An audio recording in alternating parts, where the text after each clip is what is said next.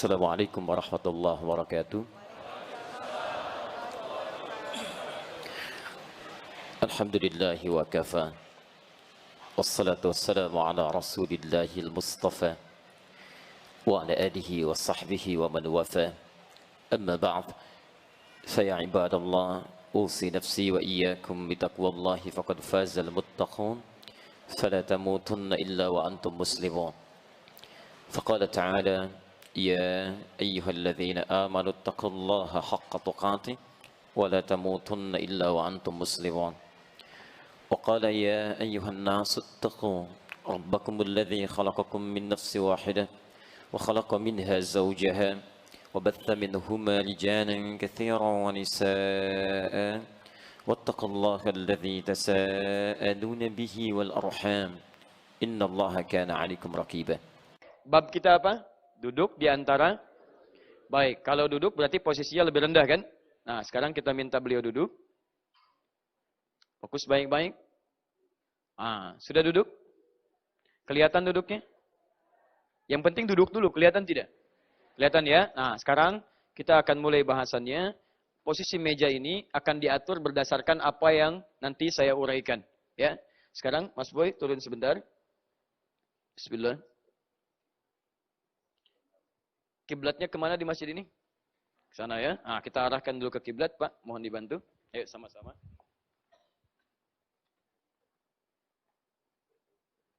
Baik. Jazakallah khair. Silahkan duduk dulu di sini.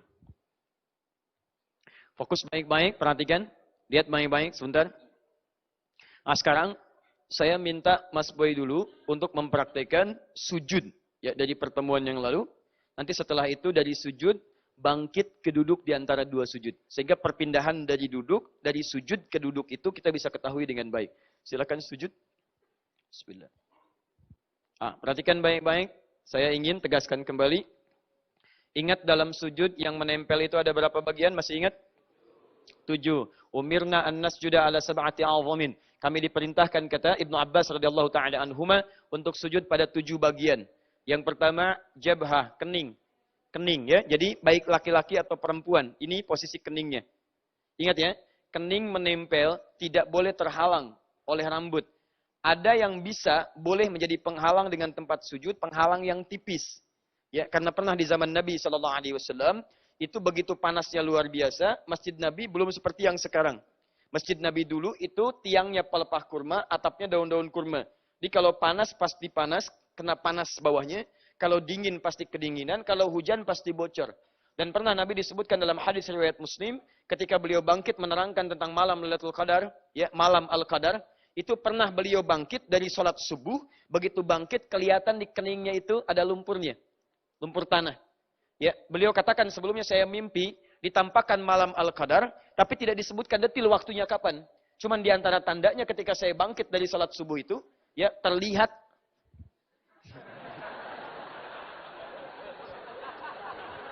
ya. Sunnah Nabi, sujudnya panjang. Ini sedang mengerjakan sunnah beliau ya. Baik, alhamdulillah. Boy. Dulu ada seorang tabi'in. Jadi sujud di depan Ka'bah, Pak Ibu sekalian. Saat sujud itu Masya Allah, saking khusyuknya dalam sujud. Jadi begitu tawaf yang pertama, ada kawannya. Selesai tawaf masih melihat beliau sujud. Kemudian tawaf yang kedua, masih sujud juga. Singkatnya sampai tawaf yang ke-7 masih sujud juga. Dan luar biasa bagaimana kekhusyuannya dalam sujud, tidak tergoyahkan. Sampai kemudian dalam cukup waktu yang lama baru beliau bangkit. Antum sedikit lah sebagian dari itu. Fokus sini. Kembalikan lagi ya. Jadi dalam hadis tadi disebutkan ketika kemudian beliau menengok, Assalamualaikum, Assalamualaikum. Terlihat kemudian di keningnya itu ada bekas lumpurnya. Ini menandakan malam tadi baru turun Al-Qadar. Ya, tapi tidak ditampakkan waktunya supaya semua bisa berburu. Nanti saya berikan rumus cepat dan singkat mendapatkan malam Al-Qadar. Ya, saya beri bocoran dari sekarang. Caranya gampang. Jangan tinggalkan ibadah malam Ramadan. Di setiap malam Ramadan, betul, saya serius. Kerjakan setiap malam Ramadan, insya Allah antum gak akan ketinggalan. Karena memang tidak ditampakkan waktu pastinya. Ya, dia bisa datang di awal, di tengah, di akhir. Walaupun kebanyakan datang di akhirnya. Karena itu antum buru setiap malamnya, walaupun cuma sekelumit malam antum dapatkan. Insya Allah antum dapatkan bagiannya. Nanti saya terangkan lebih detail ya. Terangkan lebih detail. Fokus baik-baik ke sini. Jadi karena kondisi panas luar biasa, sebagian sahabat ada yang membentangkan. Kalau kita semacam sajadah, ada semacam sapu tangan dan sebagainya. Alas-alas tipis yang membentangkan dia antara tanah, tempat sujud dengan keningnya. Jadi begitu ada bentangan itu, Nabi SAW tidak melarangnya. Tapi yang paling menarik, ketika bentangan itu terlampau empuk seperti bantal, itu yang Nabi larang. Jangan sujud ya di atas hambalan yang terlampau empuk. Nanti saya terangkan bagian selanjutnya. Karena ketika Anda sujud dalam posisi demikian, nanti Anda melanggar hadis Nabi, kening kita tidak bisa menempel dengan baik, seperti mengambang. Dan nanti ternyata dalam penjelasan yang lain, itu ada pengaruh dalam diri kita. Karena ketika menempel, ada titik God spot nanti, di bagian kepala kita itu, yang kalau tekanannya kurang, maka peredaran darah yang kemudian menuju ke otak tidak bisa ditekan dengan baik. Ya, dalam tekanan itu. Ada penjelasan ilmiahnya, ada penjelasan isyarat hadis-hadis Nabi-Nya SAW. Paham sampai sini?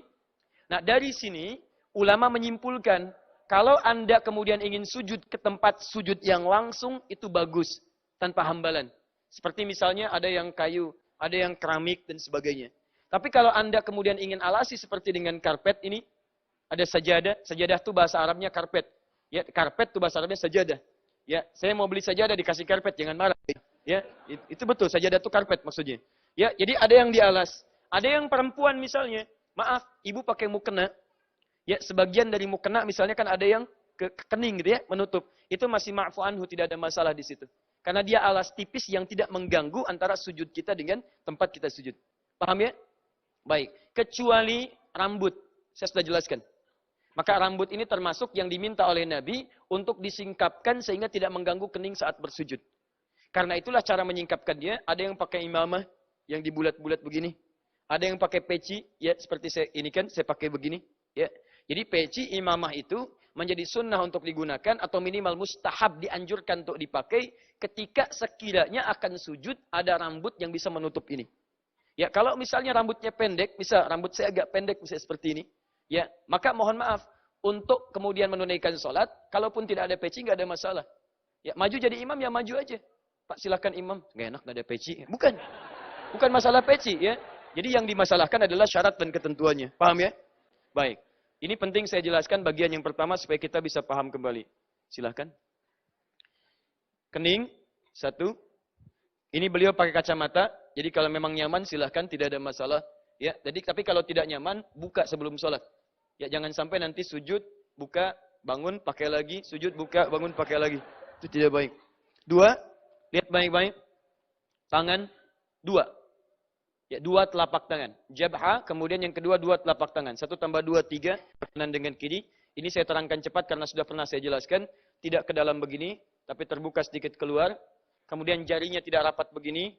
Tidak juga lebar begini, tapi biasa saja terulur. Seperti posisi saat takbir di awal. Sudah pernah saya jelaskan, lihat keterangan di pertemuan lalu. Kemudian, lutut, dua lutut. Ya, 3 tambah 2, 5. 2 lutut, nempel lututnya. Dan tidak terhalang, kan? Baik, jadi kalau untuk bagian celana ini tidak ada masalah. Ya, tidak ada masalah. Jadi, maaf, ada yang mengatakan, Ustadz, mukena juga nggak bisa, itu kan alas. Alas nggak boleh. Ya kalau semua nggak boleh ada, misalnya batasannya, maka lutut pun sama. Nggak boleh ada penghalang di sini. Ya kalau semua orang nggak ada penghalangannya, lututnya bolong semua gitu kan? Kan harus nempel. Maka cara memahami kita fikih, itu harus paham ilmu fikih. Jangan antum lihat dalil, maaf. Dalil Quran dan hadis itu sumber hukum. Cara meramu sumber hukum harus belajar kaidah hukum. Untuk melahirkan produk hukum namanya fikih. Kaidahnya disebut qawaid fikih. Dasarnya disebut usul fikih. Anda yang tidak tahu kaidah fikih dan usul fikih, jangan bicara masalah fikih. Karena bisa salah di situ. Paham ya? Nanti saya tunjukkan pas bagian doa. Kemudian kaki. Ya. Kaki ini 2. Jemari di 2 kaki. 5 tambah 2, 7. Ini sudah saya jelaskan. Ini sifatnya ditekuk jemari-jemarinya. Begini. Tidak keluar begini. Kemudian ini sudah cukup bagus, kita terangkan kemarin, menempel bukan terbuka begini. Tidak terbuka begini, tidak pakai O juga. Ya, tapi menempel. Begini. Paham ya? Baik. Ini agak sedikit runcing karena menyesuaikan dengan tempat. Ya. Nah ini nanti agak sedikit ke belakang, Mas. Nah, sesuaikan saja. Insya Allah kalau mau jatuh saya kasih tahu. Jangan ketawa sedang sholat. Jadi gini, ya, nanti kalau sudah agak lebih baik lagi, ini agak sedikit didorong, jadi ini tidak terlampau luncing ke atas, tidak juga terlampau landai ke bawah, tapi seimbang antara bagian depan dengan bagian belakangnya. biasanya kalau tangannya tidak terlalu rapat dengan siku, itu jadi seimbang. Tapi kalau terlampau rapat dengan siku, itu pasti akan ke atas. Kalau terlalu jauh dengan siku, itu pasti akan datar. Paham ya? Baik, sekarang fokus karena ini sudah saya bahas pertemuan lalu. Bahasan kita yang ini, kita langsung mengacu pada bahasan inti kita. Bismillah, silahkan pindah pada posisi selanjutnya. Baik, ini silent. Ya, silent. Jadi ada yang jahar, ada yang silent. Kalau yang jahar, bangkit dari sujud, dia ucapkan Allahu Akbar. Ya, baik. Kalau ini, Assalamualaikum. Waalaikumsalam. Baik, berarti bisa. Sujud lagi. Baik, pertama silakan bangkit dari sujud. Baik ya. Jadi ketika Anda bangkit dari sujud, teman-teman sekalian, dan dalam setiap gerakan sholat, ada dua bacaan. Hati-hati betul. Ada bacaan pembuka yang mengiringi gerakan sholat. Ada bacaan yang mengiringi perpindahan gerakan dalam sholat. Awas, lihat baik-baik. Ada bacaan yang membuka sholat. Ada yang menambahkan membuka dan menutup. Jadi ada bacaan yang mengiringi pembuka dan penutup sholat. Ada bacaan yang mengiringi perpindahan gerakan sholat. Bacaan yang membuka gerakan sholat, itu dibuka dengan kalimat takbir. Allahu Akbar. Takbirnya disebut dengan takbiratul ihram. Oke? Jadi kalau sudah takbir, ihram. Dari kata haram. Kalau Anda sudah bertakbir, diharamkan mengerjakan segala hal yang tidak terkait dengan sholat. Buang urusan dunia ke belakang. Jangan dibawa dalam sholat. Haram. Nah, nanti ada takbir penutup. Maaf, ada bacaan penutup. Bukan takbir, bacaan penutup. Ditutup dengan kalimat salam. Assalamualaikum warahmatullahi wabarakatuh. Assalamualaikum warahmatullahi wabarakatuh. Selesai sholat. Nanti kita bahas pada akhir bahasan kita. Nah, yang kedua, ada takbir yang mengiringi perpindahan gerakan sholat. Ini pun dibagi dua bacaan. Bacaan pertama adalah bacaan yang mengiringi setiap perpindahan gerakan kecuali salam. Kecuali i'tidal, maaf. Kecuali i'tidal. Bacaan yang mengiringi perpindahan dalam sholat kecuali i'tidal. Bacaannya cuma satu. Allahu Akbar. Paham? Bacaannya apa? Allahu Akbar. Misal, saya mau pindah dari berdiri ke ruku. Begitu akan ruku baca apa? Allahu Akbar. Saya mau pindah dari i'tidal ke sujud. Bacaannya apa? Allahu Akbar. Saya mau pindah dari sujud ke duduk di antara dua sujud. Bacaannya apa? Fayaqulu Allahu Akbar. Kecuali i'tidal. Dalam i'tidal tidak Allahu Akbar, tapi ucapkan sami'allahu liman hamidah. Paham? Nah, jadi dalam setiap Anda pindah selama masih dalam sholat, ucapkan kalimat apa? Allahu Akbar. Baik. Satu. Sekarang kita lihat. Perhatikan akhi boy. Beliau sedang duduk di antara dua sujud. Apakah sujud duduknya benar atau tidak? Benar? Baik, cepat saja. Kalau tidak tahu katakan. Gini, ukuran benar atau tidak itu dikembalikan pada hadis Nabi Sallallahu Alaihi Wasallam. Bagaimana Nabi memberikan petunjuk, di situ baru kita mengukur. Mari kita bahas hadis riwayat At-Tirmidzi nomor hadis 304. Boleh minjam spidol? Baik. Terus sedang sholat bisa ambil spidol. Bismillah. At-Tirmidzi, nama aslinya Muhammad, tumbuh dan wafat di Tirmidz, dikenal dengan At-Tirmidzi. Nomor hadis 304. Ada juga ditemukan di Abu Daud. Abu Daud, nama aslinya Sulaiman dari Sijistan, dikenal dengan Sulaiman As-Sijistani. Hafal 500.000 hadis dengan matannya, dengan sanadnya, dengan kualitasnya. Sehingga Ibnu Qayyim Al-Jauziyah rahimahullah menyebutkan dengan kalimat yang luar biasa. Kata beliau, kalau dulu ada Nabi Daud bisa melunakkan besi dengan tangannya, ini ada Abu Daud bisa melunakkan hadis dengan lisannya. Maka sejak saat itu dikenal dengan kalimat Abu Daud. Ya, nomor hadis 963. Siapa rawinya? Abu Humaid As-Sa'di. Abu Humaid As-Sa'di. Derajat hadisnya sahih. Ya, jadi tidak perlu dipertentangkan. Hadisnya sahih, rawinya ada, kitabnya juga ada. Silahkan bisa Anda cari. Kalau cetakan sama dengan kami, insyaallah namanya sama, posisinya sama, halnya juga sama. Kalau berbeda cetakan mungkin akan perbedaan sedikit, tapi yang penting hadisnya ada. Yang bahaya itu nomornya ada, hadis tidak ada, gitu kan? Baik. Paham? Jelas sampai sini? Baik, sekarang mari kita mulai. Kita bacakan hadisnya. Kata Abu Humaid As-Sa'di ketika melihat praktik salat Rasulullah sallallahu alaihi wasallam, bangkit dari sujud ini, lihat baik-baik, thumma sana rijlahul yusra. Thumma sana rijlahul yusra. Kemudian beliau melipat kakinya yang kiri. lipat kakinya yang kiri, dibengkokkan. Ya, yang dilipat kalau sudah menggunakan kata rijlun itu bisa berarti ujung bagian kaki sampai pergelangan saja yang dilipat. Ya, kalau sudah menggunakan misalnya betis atau sampai ke atasnya itu bisa menggunakan fakhzun. Kalau sampai ke sini namanya rukbun, rukbataihi, dua lutut. Ingat baik-baik ya. Nanti saya sering katakan pada Anda, istilah-istilah dalam Quran dan hadis itu spesifik ketika menyebut masalah ibadah. Masalah ibadah. Nanti kalau fakhzun berarti sebelah sini. Kalau rukbatun berarti sebelah sini. Ya, kalau rijlun itu rata-rata, kalau tidak semuanya, maka cukup bagian kaki belakang sampai di pergelangan, mata kakinya. Jelas ya? Nah, sekarang lihat baik-baik, maju sedikit mas. Thumma sana rijlahul yusra. Kemudian melipat bagian kakinya yang kiri. Fokus baik-baik. Mana kaki kirinya? Ini ya. Boleh diangkat sedikit. Nah, ini kaki kirinya. Yang ini. Kelihatan? Baik, cepat jawab, ini kasihan ini ya. Sudah? Nah, maka sunnah yang pertama, lipat yang kiri. Ini dilipat begini, jangan duduk. Lipat begini. Sudah? Yang kiri dilipat ini Bu. Ini yang kiri, lipat yang kiri seperti ini. Sudah? Teruskan hadisnya. Wa qa'ada 'alaiha. Kemudian diduduki kaki yang dilipat itu. Duduknya di sini. Paham? Awas hati-hati, hati-hati. Ini sunnahnya. Saya ulang ya. Thumma sana rijlahul yusra. Melipat kaki yang kirinya. Lipat begini. Dikedalamkan, bengkokkan. Jelas? Baik, ada laffa, ada sana. Kalau laffa itu dilipat betul begini. Kalau sana itu lipat posisi bengkok saja, agak miring. Ya. Miringkan, bengkokkan posisi kaki. Thumma qa'ada 'alaiha. Kemudian duduki. Duduk di sini. Paham? Step yang kedua, duduki kaki yang dilipat. Wa nasabal yumna, kemudian yang kanannya ditegakkan. Kanan ini ditegakkan. Ya, posisi tegak ini kalau dalam posisi duduk itu pasti jemarinya melipat begini. Ya, yang kanannya itu tegak begini. Yang kanan tegak dengan posisi jemari dilipat seperti ini. Ya. Tegak itu maksudnya nggak sama-sama bengkok. Ya, jadi ini ditegakkan, ini yang dilipat. Jadi posisi seperti ini. Yang kiri dilipat, kemudian diduduki. Jelas? Halo, jelas? Baik.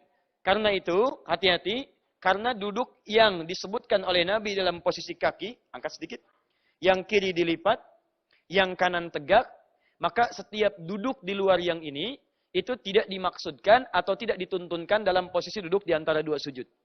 Misal, kami ambil contoh, mohon izin, mohon maaf, ada duduk yang melipat dua kakinya seperti ini misal, kemudian duduk. Jelas ya? Maka seperti ini cara duduk yang salah. Jelas ya? Baik, ada yang dua-duanya misalnya ditegakkan seperti ini.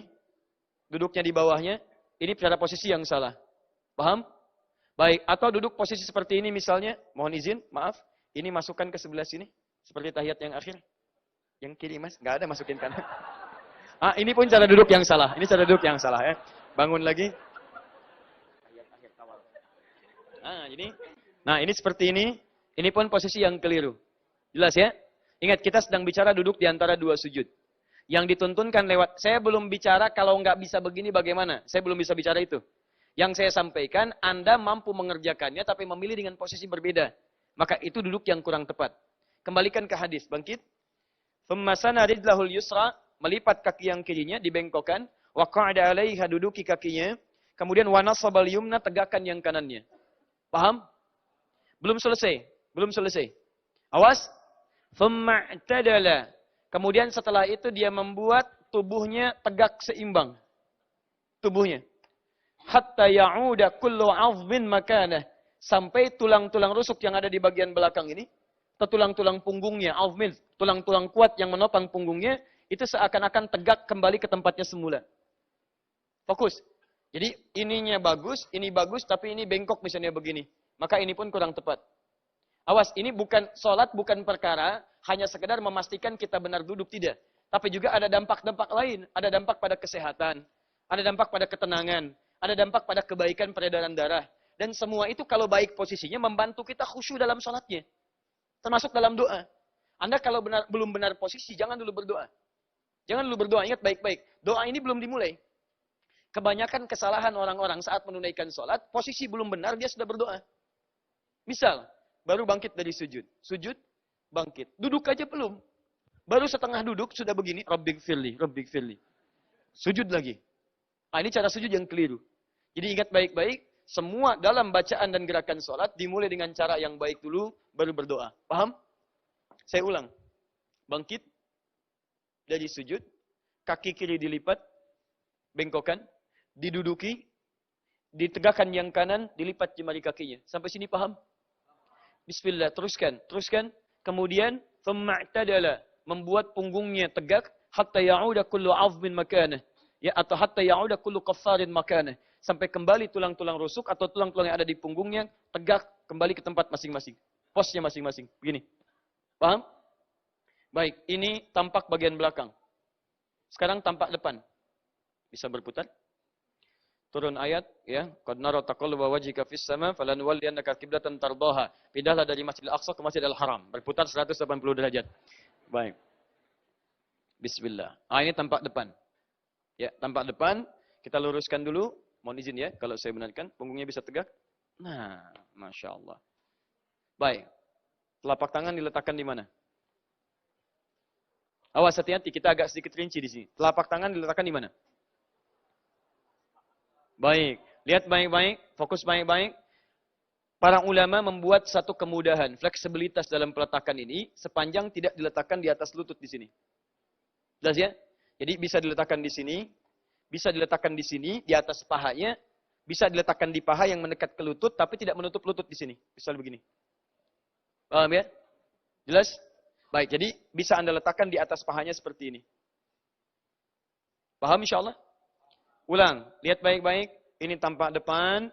Tampak depan kelihatan. Posisi telapak tangan diletakkan di mana? Di atas pahanya. Boleh mendekat ke dekat lutut? Boleh. Yang tidak boleh? Baik. Jelas sampai sini? Baik. Sekarang posisi telapak tangannya seperti apa? Apakah terbuka begini? Apakah tertutup rapat begini? Pilih. Terbuka begini satu atau tertutup begini? Satu atau dua? Bukan satu, bukan dua. Ya. Jadi kalau kedua, dua terbuka renggang begini. Satu rapat begini. Ya, yang benar itu adalah yang pertengahan. Jadi tidak terlampau rapat, tidak terlampau juga rapat, tidak terlampau terbuka begini. Dan ulurkan sempurna. Di at-Tirmidzi seperti Anda takbir. Di mengangkat dalam takbir itu lurus biasa saja. Tidak terlampau terbuka, tidak terlampau rapat. Dalam sujud juga demikian. Demikian ketika diletakkan dalam posisi di atas pahanya. Paham ya? Dia tidak terlampau begini misalnya. Tidak juga rapat seperti ini. Tapi terlampau biasa saja. Longgar, rileks, diletakkan di tempatnya sesuai dengan tuntunan Nabi Sallallahu Alaihi Wasallam. Jelas? Baik. Kepala, mata melihat kemana? Melihat kemana? Baik. Perhatikan baik-baik. Dalam kondisi kita sholat, pandangan kita dari ujung kepala sampai ujung kaki, itu jelas kalimatnya mengatakan, "Tsumastaqbalal qiblah", menghadap ke arah kiblat. Ya, jadi kalimat hadis yang mengatakan menghadap ke arah kiblat, kiblat, kiblat, kiblat. Hadis Muslim nomor hadis 397. Al-Bukhari nomor hadis 744. Dari Khalad bin Rafi Az-Zuraiqi. Ketika diajarkan oleh Nabi, kata Nabi, "Idza qumta ila shalah, asbighil wudhu, thumma istaqbilil qiblah." Kalau Anda ingin menunaikan salat dengan sempurna, sempurnakan dulu wudhu, kemudian mulai menghadap ke arah kiblat. Jadi dari awal sampai akhir, salat kita menghadap ke mana? Kiblat. Pertanyaannya, kiblatnya di mana? Ka'bah kan? Posisi Ka'bah. Haulal haram. Dekat dalam Masjidil Haram. Sekitaran haram. Lihat. Jadi ada ulama mengatakan begini. Kalau Anda dekat di depan Ka'bah. Maka pandangan Anda boleh melihat ke Ka'bah. Tapi kalau Anda jauh dari Ka'bah. Dan kiranya pandangan Anda ketika ke depan. Menjadikan Anda terganggu kekhusyuannya. Karena banyak yang dilihat bisa memengaruhi keadaan sholat kita. Maka Anda bisa melihat ke tempat sujudnya. Paham ya? Nah karena itu. Dalam posisi seperti ini. Akan lebih baik. Misalnya kalau tidak persis depan Ka'bah. Anda akan lebih baik melihat posisi ke tempat sujud. Paham ya? Dibangkit, Anda melihat ke tempat sujudnya. Jelas? Halo? Jelas? Baik, Alhamdulillah. Karena itu saya sarankan, mohon tempat sujud, tolong dengan sangat hati-hati, jangan Anda kemudian menghadirkan karpet-karpet atau sajadah-sajadah yang terlampau banyak corak-corak yang menarik perhatian. Sehingga nanti ketika Anda bangkit, Anda melihat lagi. Mau sujud, Anda lihat lagi. Kenapa masjid yang nggak ada bintangnya satu ya? Dan bisa kan gambar-gambar dan sebagainya. Jadi kalau bisa bikin yang polos, adapun corak jangan terlalu berlebihan. Sehingga tidak mengganggu kondisi sholat kita. Jelas ya? Baik. Sudah paham ini? Baik. Sudah baca doa? Doa belum dibaca kecuali posisi ini sempurna. Ingat baik-baik, kecuali posisi sempurna. Makanya ketika Anda bangkit, Anda tenang dulu. Saat dalam tenang inilah kemudian darah mengalir dulu dengan enak, nyaman baik, baru kemudian Anda baca doanya. Apa doanya?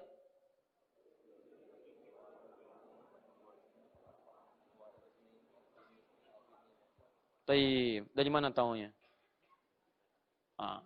Keturunkan hadisnya. Bismillah.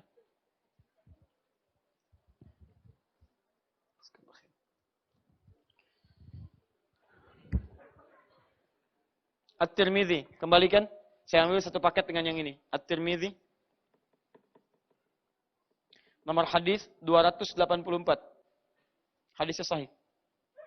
Alhamdulillah. Fokus. At-Tirmidzi. Nomor hadis 284. Saya turunkan kitab dulu ya. Supaya nanti dengan kitab ini kita bisa memahami dengan baik. Supaya bukan pendapat pribadi. Tapi kita mengacu pada pemahaman ulama. Bagaimana ulama merangkum hadis-hadis ini, memahamkan pada kita, di situ kita bisa melihat dengan baik. Kita bisa melihat dulu misalnya kitab Nihayatul Muhtaj.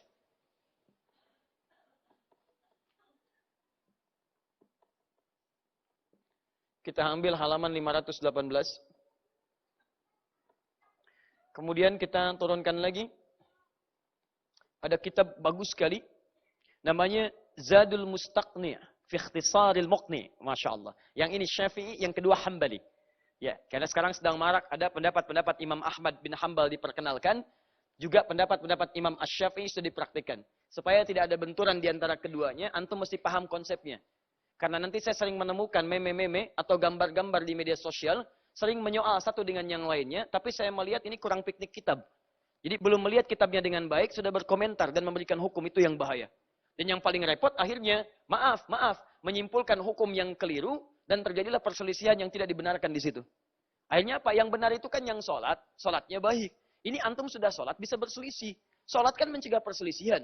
Sholat mencegah kemungkaran. Kenapa antum sholat tiba-tiba mengerjakan yang mungkar? Ada masalah dalam sholat antum. Nama kitabnya Zadul, masih ingat? Mustaqni. Fi Ikhtisaril Muqni. Ya. Jadi Imam Ahmad nanti punya kitab yang disyarah kemudian namanya Al-Muqni. Ya. Kemudian dari syarahnya itu disebut dengan Zadul Mustaqni. Ikhtisar, resum dari kitabnya Al-Muqni. Nah, pengarangnya namanya Syekh Musa bin Ahmad bin Musa bin Isa bin Salim, bin Salim bin Isa bin Salim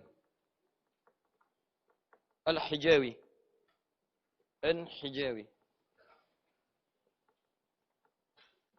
Wafat kisaran tahun 935 Hijrah. Ya, ini kitab bagus, mazhabnya Hambali.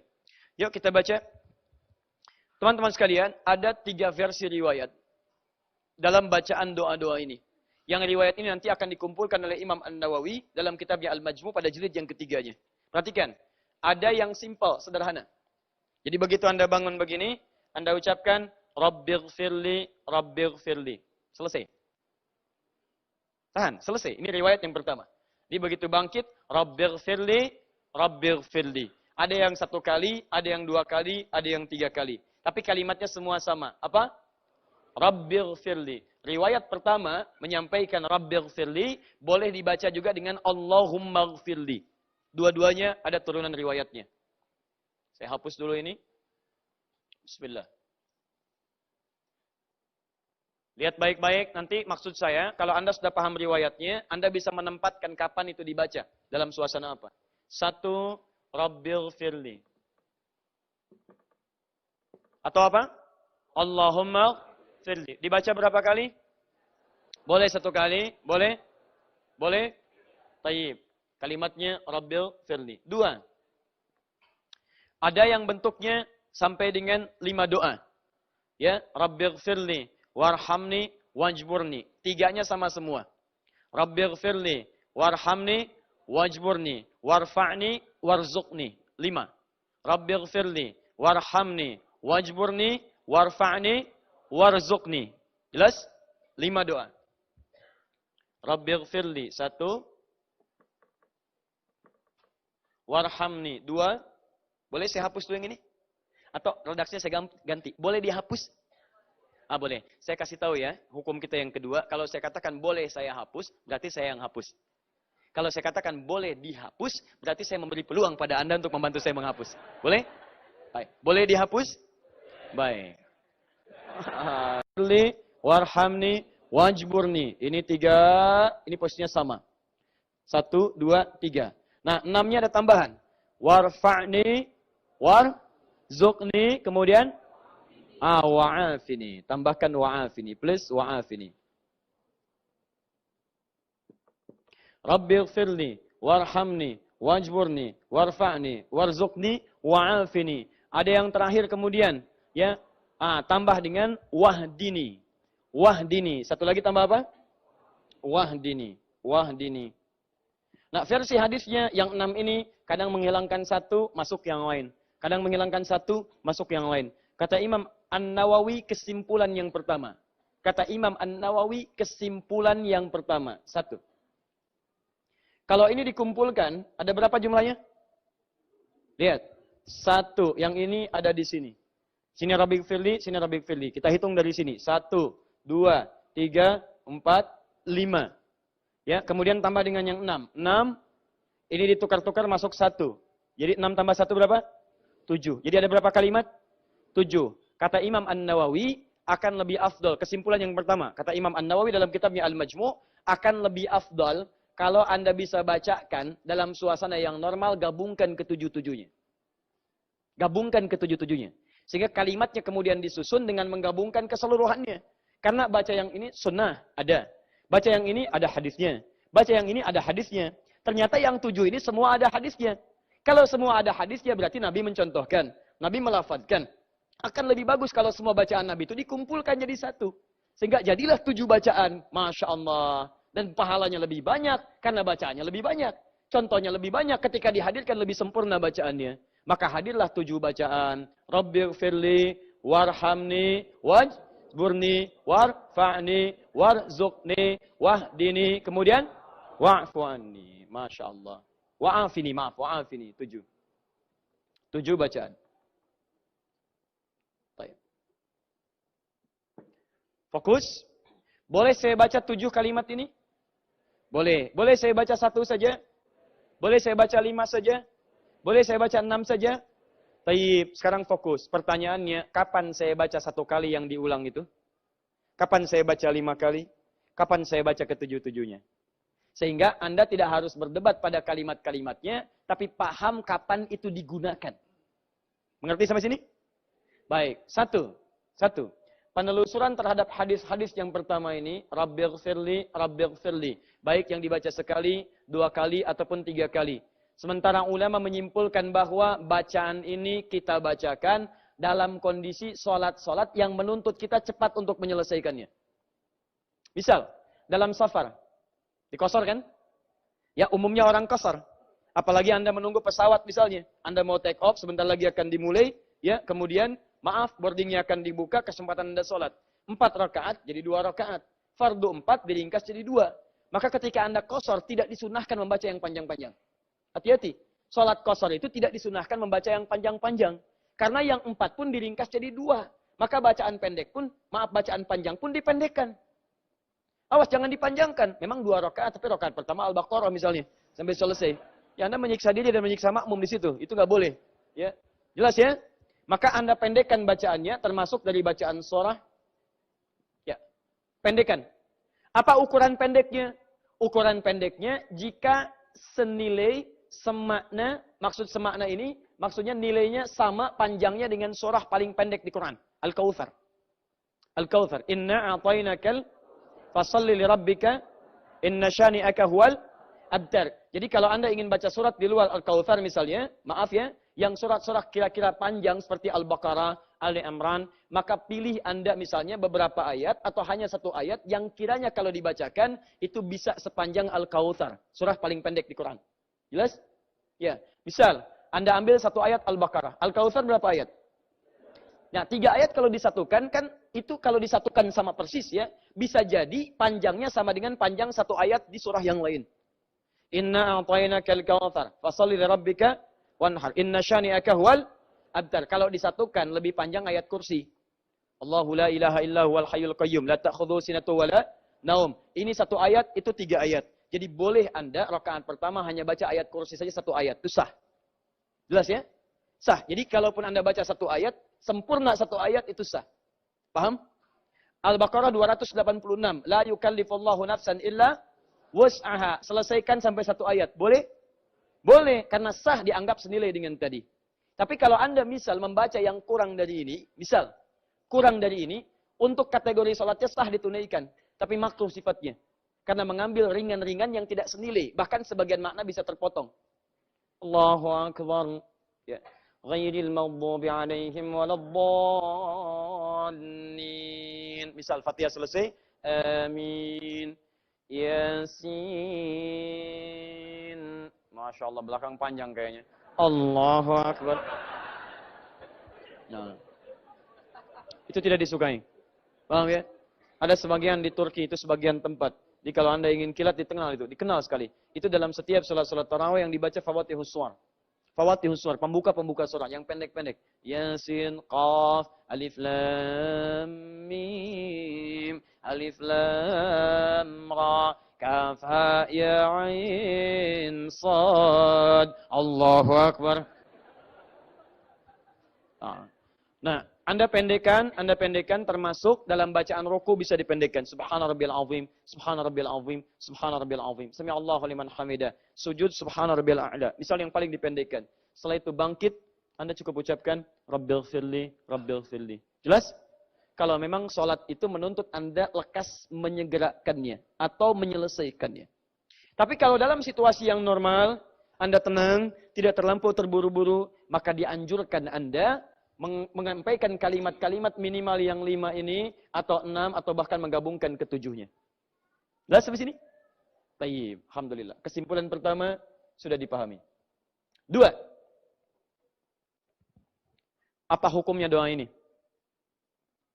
Apa hukumnya membaca doa dalam duduk di antara 2 sujud? Tidak ada hukum Allahu a'lam. Hukum itu cuma 5. Ya, hukum cuma 5. Ada mubah, tarik ke kanan jadi sunnah, tarik lagi jadi wajib. Tarik ke kiri jadi makruh, tarik lagi jadi haram. Ada 5. Taib. Di antara yang 5 ini apa hukumnya? Taib. Perhatikan baik-baik. Para ulama terbagi 2 pendapat di sini. Fokus baik-baik. Para ulama terbagi 2 pendapat. Jumhur ulama, mayoritas ulama. Mayoritas. Kalau mayoritas berarti kebanyakan ulama. Kalau di madhab biasanya kalau mayoritas, kalau ada 4 madhab berarti 3 berpendapat. 1 berbeda. Baik, mayoritas ulama berpendapat bahwa hukum membaca doa duduk di antara 2 sujud ini, hukumnya mustahabbah. Sangat dianjurkan. Sangat dianjurkan.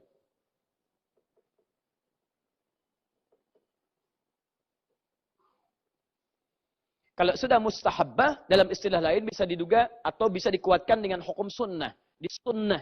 Sunnah dibacakan. Kalau sunnah itu artinya, kalau Anda bacakan dapat pahala. Tidak dibacakan, tidak dapat pahala. Apa konsekuensi pada sholatnya? Kalau Anda bacakan ini, ketika dibacakan, Rabbighfirli, Rabbighfirli, Anda dapat pahala dari kalimat itu.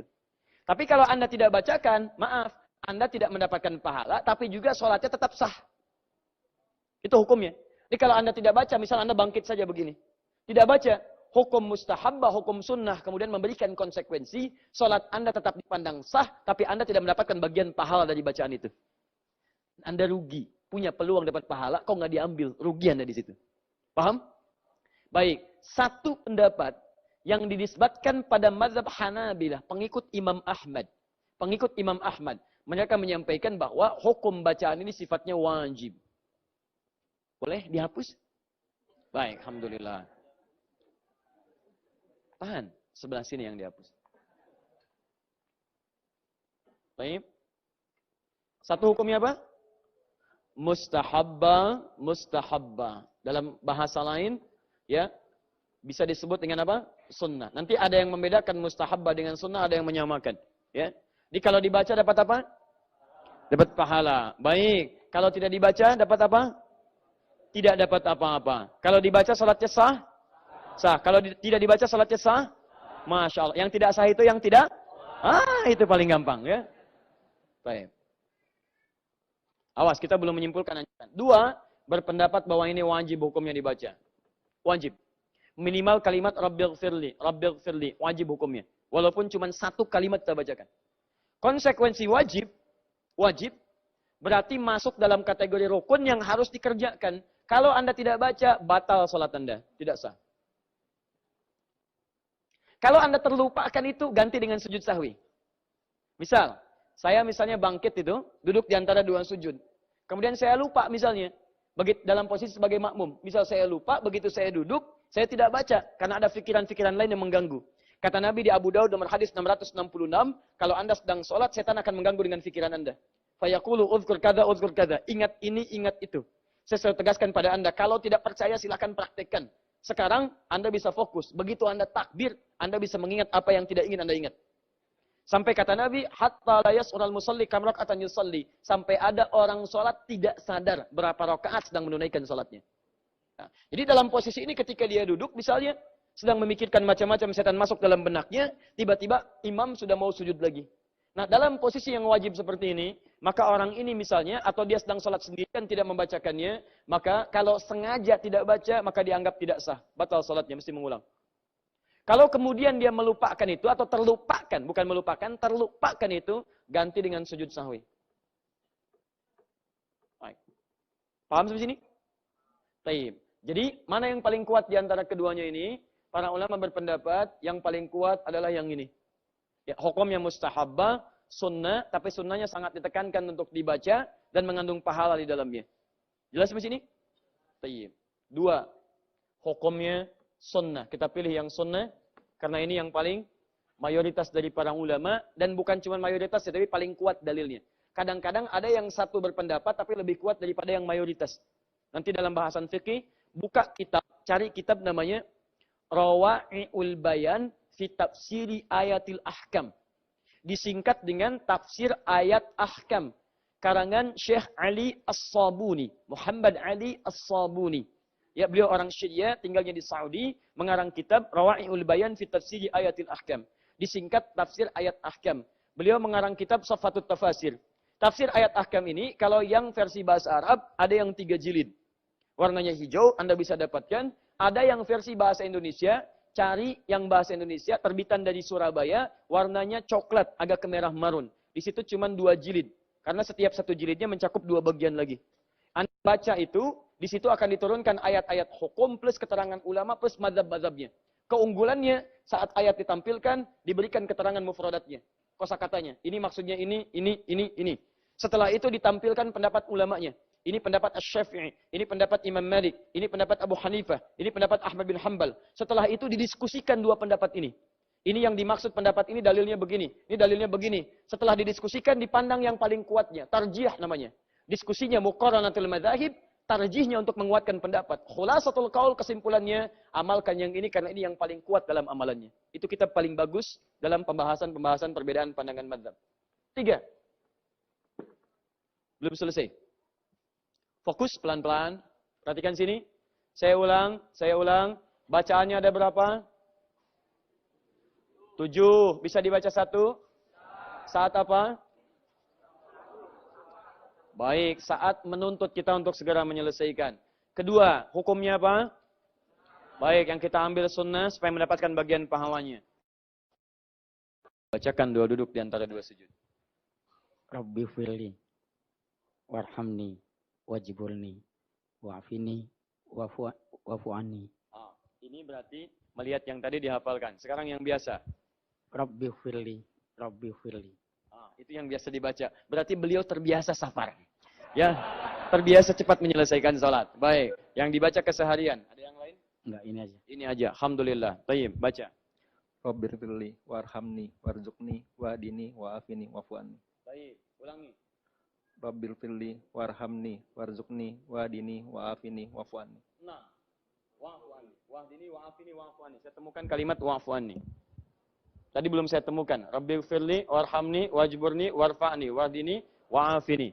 Baik, ada wa'fu anni. Masya Allah. Jumlahnya 6, tapi wa'fu anninya kan nggak ditemukan di sini. Silakan cek. Bahkan sebelum beliau duduk ini, saat duduk baca itu 8 jumlahnya. 8, ya, tapi setelah kita belajar jadi 6. Cuman ketika mengurangi ada kalimat yang tidak ada di sini. Muncul di sini kalimatnya wa'fu anni. Pernah dengar kalimat wa'fu anni? Kalau kita tambahkan wa'fu anni tambah 7 jadi berapa? 8. Yuk kita baca rame-rame sama-sama. Rabbighfirli warhamni wajburni warfa'ni warzuqni wahdini wa'afini. Berapa jumlahnya? 8. Tambahannya apa? Wa'fu anni. Masya Allah, wa'fu anni. Pertanyaan saya, boleh nggak baca wa'fu anni? Yang boleh angkat tangan. Ya. Yang tidak boleh angkat tangan. Kita harus pakai dalil. Jadi boleh tidak boleh harus memahami dalil. Jangan sampai belum paham dalil sudah pasang gambar. Ini tidak boleh, ini boleh, ini asli, ini palsu, ini setengah asli, ini setengah palsu. Ya, baik, baik. Nah, kita pahami dulu. Kalau memang tidak ada, jangan dipaksakan. Sudah, jangan kreatif. Sudah, gak usah kreatif ya. Itu ukurannya, itu yang dibaca. Tapi kalau ada peluangnya, jangan juga berselisih. Karena ada dalil yang digunakan. Dan di situ para ulama mempraktikkan. Sekarang, mari kita mulai bahasan kita. Mau duduk atau balik? Baik. Akhwai, silahkan boleh bergabung dulu sebentar. Baik ya. Coba diulangi. Naik lagi.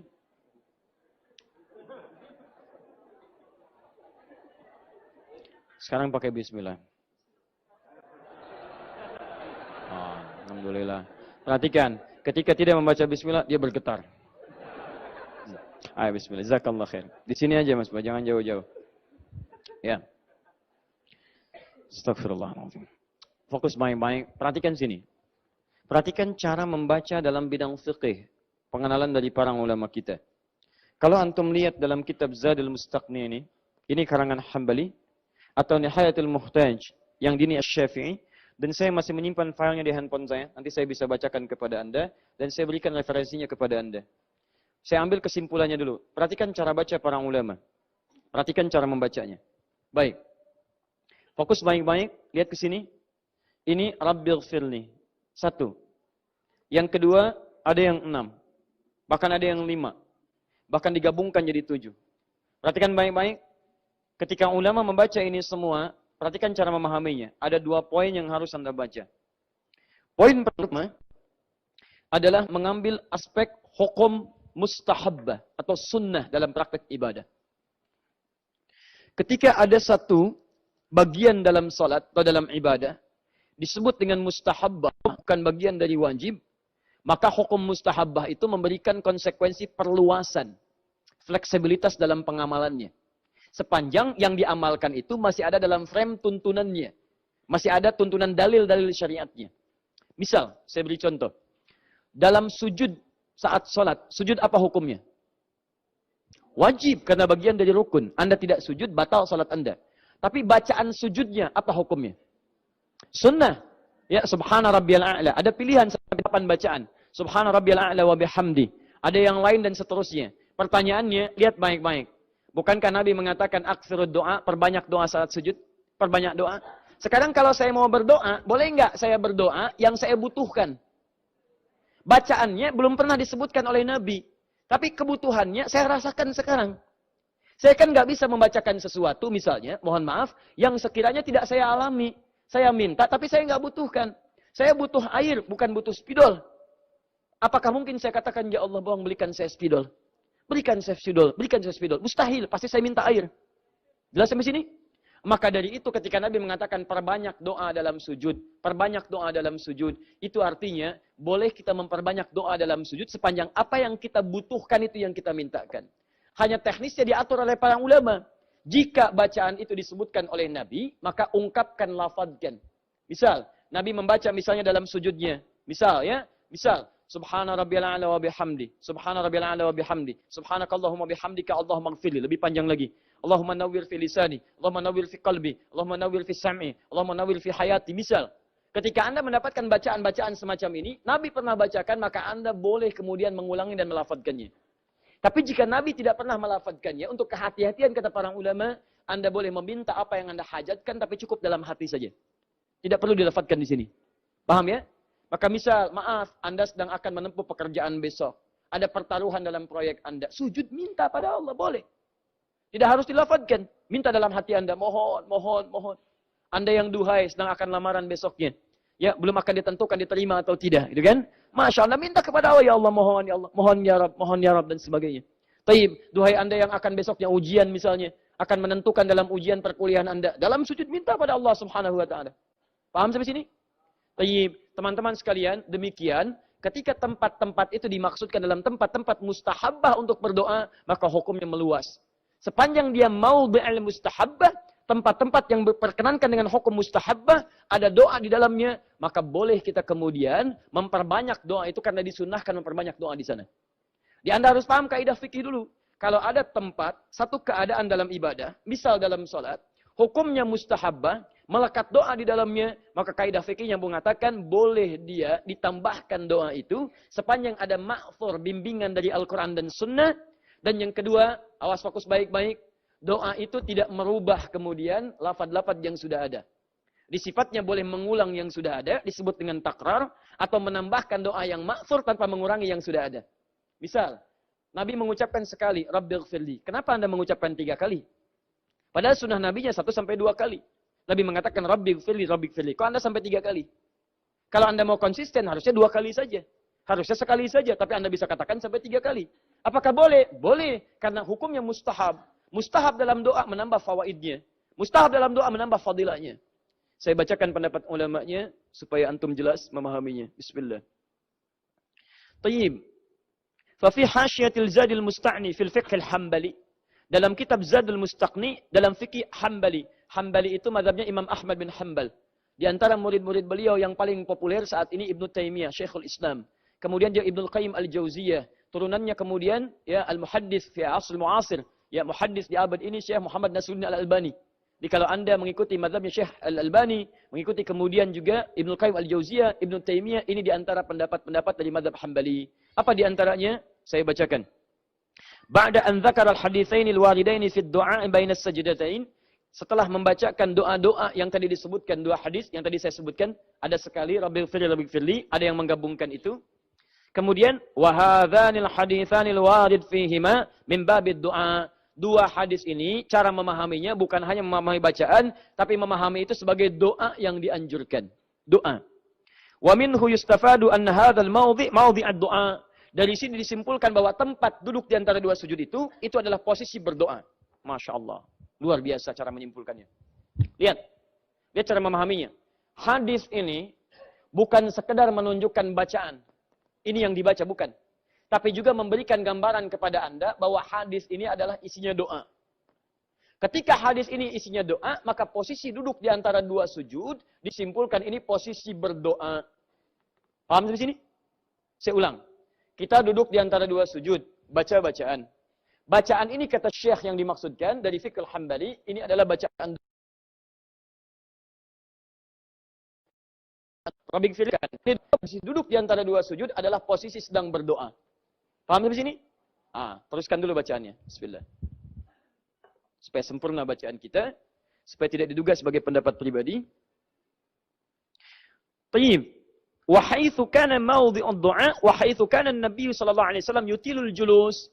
Sedangkan kebiasaan Nabi sallallahu alaihi wasallam dalam berdoa itu adalah memanjangkan bahkan melamakan dalam doanya. Bahkan beliau menyimpulkan yutilul julus, dalam duduknya ini diperpanjang duduknya. Kalau diperpanjang duduknya, apa yang dibaca Nabi pada saat itu? Lihat baik-baik. Kalau diperpanjang dalam duduknya, kemudian tempatnya tempat berdoa, kalau Anda diberikan tempat berdoa, kira-kira Anda ingin baca panjang, baca pendek? Baik. Sekarang lihat baik-baik. Haitsu kana an-nabiy sallallahu alaihi wasallam yutilul julus hatta yuqala qad nasiya fa in fi. Sampai-sampai ada yang menyimpulkan jangan-jangan Nabi lupa ini. Ada yang menyimpulkan Nabi lupa. Maksud lupa itu ada gerakan setelahnya. Saking lamanya beliau duduk. Ya, apa yang dibacakan oleh Nabi pada saat itu? Ya, yang terdengar ini 3 bagian tadi. Rabbighfirli. Ya, kemudian ada yang 6. Ada yang 6-nya ditukar-tukar, digabungkan jadi 7. Tayyib. Lihat kesimpulannya. Fa inna fihi annahu la ba'sa. Baik, kesimpulan dari panjangnya duduk Nabi bisa dianggap dan diambil isyarat dari panjangnya duduk ini, annahu la ba'sa an yazida minal ad'iyah ma sya'a min ghairi an yattakhya syai'an minal alfad sunnatan mustahabatan fi hadzal mawdu'. Karena itu bisa disimpulkan karena Nabi memanjangkan duduknya, setiap yang dipanjangkan menunjukkan banyak doa yang dibacakan. Maka isyarat ini menunjukkan bolehnya kita mengambil doa-doa yang bermanfaat atau mengulang-ulang doa yang dimaksudkan sepanjang ada peluang dan waktu untuk membacakannya. Di kesimpulan para ulama mazhab Hambali, kalau Anda ingin mengulang-ulang ini, misal Anda sedang jadi makmum, imam belum selesai baca, masih beliau kemudian duduk. Anda sudah selesai 7, maka Anda bisa mengulang lagi. Rabbighfirli warhamni wajburni warfa'ni warzuqni wahdini wa'afini. Misal, imam masih berdiri, masih duduk, Anda boleh ulang lagi. Rabbighfirli, Rabbighfirli, Rabbighfirli, Rabbighfirli. Sah? Paham sampai sini? Tayyib. Atau Anda, kata pendapat tadi, boleh kemudian menambahkan doa, tapi syaratnya harus ma'thur. Ada doa itu dari bagian Al-Quran atau hadis yang pernah dibacakan oleh Nabi SAW. Walaupun bukan di posisi duduk di antara dua sujud. Maka saya bacakan kitab yang kedua. Bismillah. Sekarang, mazhab Syafi'i. Sudah ya, tadi sudah saya tandai sebagian. Taib. Kitabnya namanya Nihayatul Muhtaj ila Syarhil Minhaj. Di Kitabus Shalah. Pasal pembahasan fi bayanil qiblah wa ma yattabi'uha di Arkanus Salat bab yang ke-8. Ya, supaya lengkap kita bacakan. Saya bacakan ya. Perhatikan baik-baik. Wa qala al-Mutawalli, Imam al-Mutawalli berpendapat, ya, yustahabbu lil munfarid, disunnahkan, dianjurkan bagi seorang yang salat sendirian. Ya, wa imamun, atau seorang imam. Jadi baik itu imam atau sendirian atau bahkan ada bermakmum di belakang imam yang menyifati seperti ini salatnya. Perhatikan baik-baik, min murrin aw yazidu ala dzalik, untuk mengulang-ulang bacaan-bacaan ini kalau dia mendapati waktunya masih bisa dilakukan, aw yazidu ala dzalik, atau menambahkan bacaan di luar yang ini sepanjang itu dibutuhkan. Dan bacaannya sifatnya ma'thur. Jadi Anda butuh itu, ada kebutuhan Anda di situ karena ini tempatnya berdoa. Saya ulang, karena ini tempatnya berdoa, Anda sedang punya kebutuhannya, ada bacaannya, pernah disebutkan di Quran, ada dalam hadis, maka kata para imam mazhab boleh dibacakan di situ dan dianggap mustahab bacaannya. Baik, siapa saja yang pernah mempraktikkan itu? Mari kita lihat. Pelan-pelan. Rabbi habli qalban taqiyan, naqiyan minasyirki bari'an, la kafiran wala syaqqiyan, warfa'ni warhamni min ziyadatihi 'alal muharrir. Masya Allah. Bahkan ada yang menambahkan dengan bacaan, ini Al-Imam Al-Mutawalli mengatakan, beliau menambahkan bacaan, Rabbi habli qalban naqiyan. Taqiyan naqiyan. Ya Allah, anugerahkan pada saya suasana hati yang takwa dan suci dari kotoran. Jadi kalau Anda punya sifat-sifat kurang baik, sering dengki pada orang, ada sifat pendendam, sulit menguasai hati, maka dicontohkan doanya. Doanya ada dari Nabi, ada kalimatnya, Anda bacakan dalam kalimat ini. Seperti dibacakan oleh Syekh Mutawalli. Ya Rabbi habli qalban naqiyan taqiyan. Ya Allah, anugerahkan pada diri saya kondisi hati yang bersih, suci dan takwa. Nabi pernah menyampaikan, Allahumma ati anfusana taqwaha wa zakkiha anta khairu man zakkaha, anta waliyuha wa maulaha. Taib, saya teruskan lagi sampai menemukan kalimat wa'fu anni. Taib, wa zada fil ihya, sedangkan dalam kitab Al-Ihya karangan Al-Ghazali, ya, Imam Al-Ghazali pernah mengarang kitab Hujjatul Islam, diakui keislamannya, diakui sebagai hujjah. Hujjah itu artinya setiap kalimatnya dalil karena menguasai hukum-hukum Quran, menguasai hadis-hadis Nabi sallallahu alaihi wasallam. Dalam kitabnya Al-Ihya beliau mengatakan ba'da qaulihi wa'afini wa'fu anni. Ba'da qaulihi, setelah mengatakan wa'afini wa'fu anni, maka boleh menyebutkan kalimat wa'fu anni sepanjang itu dibutuhkan dalam doa. Jadi ulama menyimpulkan dalam bacaan ini, satu, posisi dalam duduk di antara dua sujud itu adalah posisi berdoa. Jelas di sini? Baik, sedangkan sifat berdoa yang dikerjakan Nabi, itu seringkali memanjangkan doa. Dan lama dalam posisi duduknya. Ini mengandung isyarat setiap dalam fikih, dalam bab bahasan ibadah, setiap ada posisi berdoa, setiap yang dipanjangkan berarti sunnah kemudian menambah bacaan sesuai dengan apa yang dibutuhkan. Paham? Syarat penambahan ini jika ada ma'thur. Ma'thur itu teriwayatkan sampai ke Nabi, baik dari hadis ataupun terambil dari bagian Al-Quran. Kesimpulan ini disampaikan oleh bukan seorang oleh Adi Hidayat, tapi disampaikan dalam mazhab Syafi'i dan mazhab Hambali. Sedangkan saya ingin menyampaikan kesimpulan kepada Anda, kalau Anda bisa bacakan 7, maka itu yang terbaik yang bisa Anda bacakan. Jika memang ada kebutuhan yang lain di luar yang 7 ini, boleh Anda bacakan seperti halnya pendapat ulama tadi. Bisa Anda lafadkan, bisa juga Anda sirkan, cukup Anda sampaikan dalam hati saja. Ya, jelas sampai sini? Paham ya? Itu objektif. Kalau saya tidak memaksakan, silakan Anda pilih yang mana. Tugas saya seorang guru membuka bagi Anda pengetahuan seluas-luasnya. Sehingga ketika ada orang mengamalkan yang ini, Anda paham, oh dia mengamalkan yang ini. Kalau dia mengamalkan yang 1, dalilnya ini. Kalau dia mengamalkan yang 7, dalilnya ini. Yang kita sepakati, yang nggak ada dalil, itu yang tidak kita amalkan. Paham sampai sini? Kenapa jadi tegang begini? Halo? Awas. Jangan Anda simpulkan setelah ini Ustadz Adi. Masya Allah, membolehkan ini itu. Bukan. Saya hanya membuka kitab para ulama. Begitu antum dapatkan keterangan kitabnya, antum paham hukumnya. Kalau sudah paham, pilihan antum untuk memilihnya. Tugas saya bukan memaksa antum. Tugas saya menyampaikan kalimat pengetahuan, dan dengan itu Anda mudah menyampaikan dan memilih apa yang ingin Anda amalkan. Jelas sampai sini? Alhamdulillah. Boleh baca wa'afu anni? Masya, boleh baca wa'afi nih? Yang tidak boleh? Tidak salah. Dia selesai masalah. Bagian terakhir. Bagian terakhir. Jadi maksud saya gini, kalau ada kemudian yang bikin gambar lagi misalnya, ini yang benar 7 dalam hadis, yang tidak benar coret. Antum turunkan kitabnya ini, ininya ini, ininya ini. Akan lebih aneh. Yang sangat aneh itu adalah murid-murid yang mengambil pada Hambali, ya, murid-murid yang menisbatkan pada Syekh Al-Albani, menisbatkan pada Ibnu Qayyim Al-Jauziyah, menisbatkan pada Ibnu Taimiyah Syekhul Islam, tapi kemudian mengingkari yang ini, sedangkan guru-gurunya menyebutkan kalimat itu. Itu yang agak aneh. Ya, gurunya hafal Quran, hafal hadis, tahu hukum, imam besar. Antum imam bukan, jadi makmum kadang-kadang. Quran belum hafal, hadis belum tahu, kenapa antum pada ribut? Kalau ini antum amalkan 7, amalkan 7. Sudah selesai. Kalau ingin tambah dengan yang lain, sesuaikan dengan hukumnya. Jangan menambahkan dengan kreativitas sendiri. Ambil hukumnya, keluarkan hukumnya, tanyakan pada ulama, baru praktekan. Jelas sampai sini? Dan indah amalan kita. Terakhir. Bagaimana cara bacanya Nabi pada bacaan ini? Apakah Nabi sekedar membacakan Rabbighfirli selesai? Atau warhamni selesai? Atau ada hal lain yang harus kita ketahui? Bagian terakhir, hikmah atau esensi dari bacaan dan duduk di antara dua sujud. Bacaan sudah, cara sudah, terakhir hikmahnya. Kenapa? Tahan sebentar, ambil nafas. Turunkan. Baik ya, baik. Boleh dihapus? Alhamdulillah. Baik.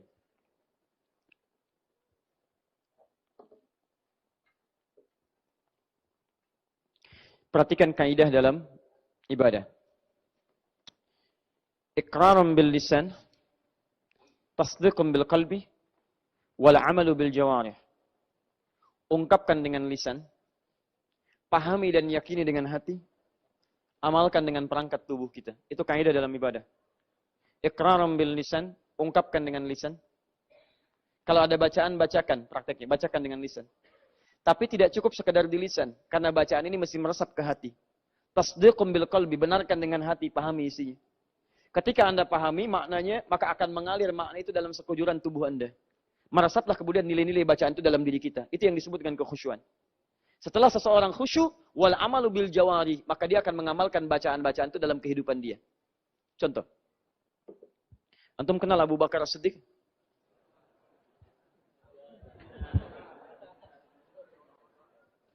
Fokus sini. Abu Bakar As-Siddiq radhiyallahu taala anhu, di antara keistimewaannya khusyuk dalam bacaannya. Begitu beliau bacakan dalam solat, baru dibuka takbir. Allahu Akbar. Allahu Akbar. Baru membuka dengan kalimat Allahu Akbar. Iqrarum bil lisan, diungkapkan dengan lisan. Tiba-tiba gemetar hatinya. Badannya gemetar, Pak. Gemetar, Bu. Tasdiqum bil qalbi. Memahami betul kalimat Allahu Akbar. Setelah solat ditanya, kenapa Anda begitu? Dalam solat Anda sudah bergetar. Khawatir bahkan menangis. Kata beliau, saya mengucapkan Allahu Akbar. Allah yang paling besar. Allah yang paling agung. Allah yang paling hebat. Saya takut ketika mengucapkan kalimat itu. Pernah saya melakukan perbuatan merasa hebat dalam hidup ini. Merasa agung. Merasa yang paling khusyuk solatnya. Merasa yang paling benar amalannya. Merasa yang paling hebat sampai dijamin di lisan Nabi masuk surga tanpa hisab. Anda bisa bayangkan, mengucapkan kalimat pembuka dalam solat saja. Ketika benar dipahami isinya, itu meresap dalam jiwa, dibaca dalam keseharian. Selevel Abu Bakar As-Siddiq, sahabat Nabi, mertua Nabi, menemani Nabi hijrah dari Mekah ke Madinah. Sehidup bersama Nabi, sekubur bersama Nabi. Di surga bersama Nabi, masuk surga tanpa hisab. Baru membaca Allahu Akbar, saking pahamnya, bergetar jiwanya, kesehariannya tidak pernah sombong dalam amalan perbuatannya. Jadi pengusaha tidak sombong. Jadi sahabat tidak sombong. Jadi ayah tidak sombong. Jadi sahabat teman tidak sombong. Maaf, jadi mertua tidak sombong. Jadi apapun tidak sombong. Abu Bakar As-Siddiq. Antum, siapa antum di hadapan Abu Bakar As-Siddiq? Sahabat Nabi? Bukan. Mertua Nabi? Bukan. Sehidup tidak dengan Nabi. Sekubur tidak dikubur dengan Nabi juga. Bukan di samping Nabi. Surga belum jelas. Amalan masih berantakan. Hisab masih menegangkan. Mohon maaf, jangankan masuk surga tanpa hisab, surganya aja belum jelas bagi kita sampai hari ini. Pertanyaannya, siapa antum? Sudah salam, masih sombong juga. Ini baru takbir, takut berbuat takabur. Takut merasa hebat pada diri orang lain. Merasa benar sendiri dalam kehidupan. Ini selevel Abu Bakar, sudah baru takbir, bisa merasakan itu. Antum salam tiap hari, 5 waktu, 17 rakaat. Kenapa masih muncul kalimat-kalimat itu? Barangkali bacaan kita tidak seperti Nabi mengajarkannya. Anda cuma membaca, saya hanya membaca, kita hanya membaca. Tapi bagian kedua dari level bacaan itu, tasdiqun bil qalbi, baru meresap bacaan itu pada jiwa kita. Karena itulah kita penting hadirkan satu, Rabbil firli. Dan saya berikan rahasia satu bacaan ini saja, sehingga waktunya cukup untuk kita berdiskusi. Kenapa diulang bahkan sampai 3 kali? Apa artinya Rabbil firli?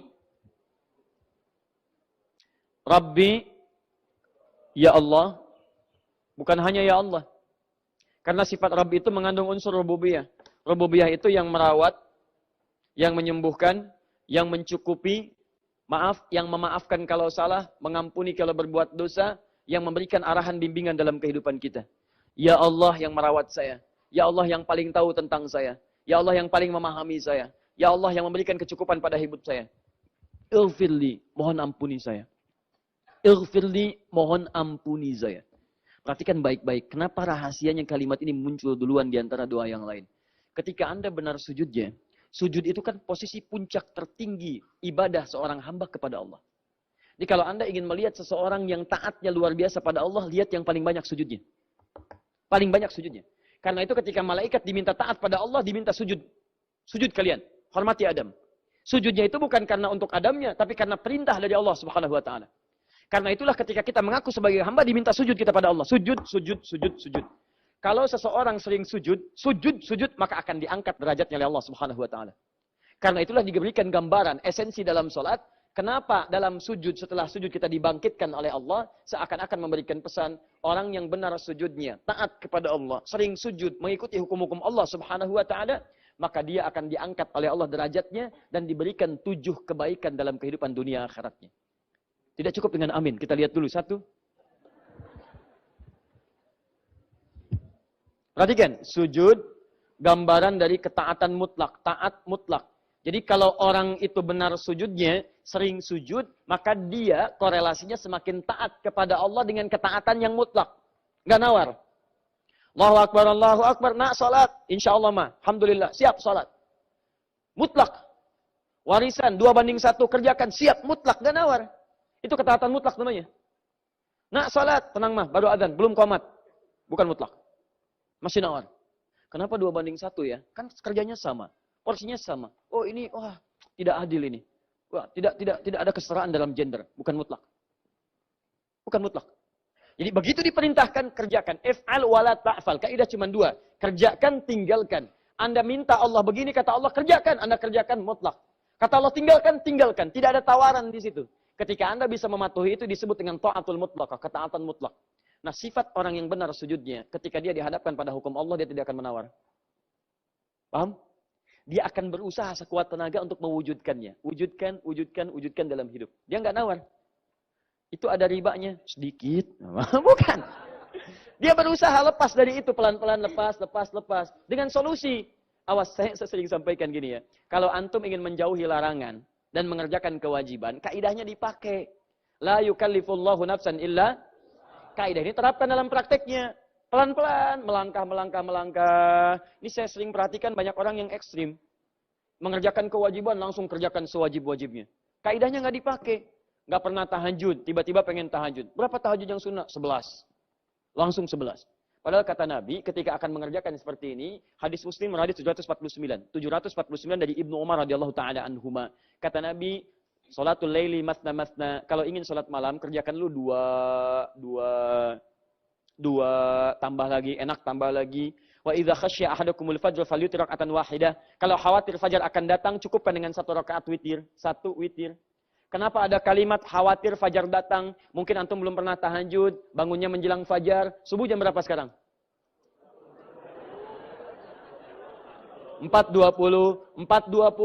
Ya Allah, bangunkan saya tahajud ya Allah. Hamba ingin tahajud. Hamba jarang tahajud. Pengen ya Allah. Begitu bangun jam 4. Antum kamar mandi dulu, macam-macam. 10 menit di situ. Tinggal 10 menit lagi.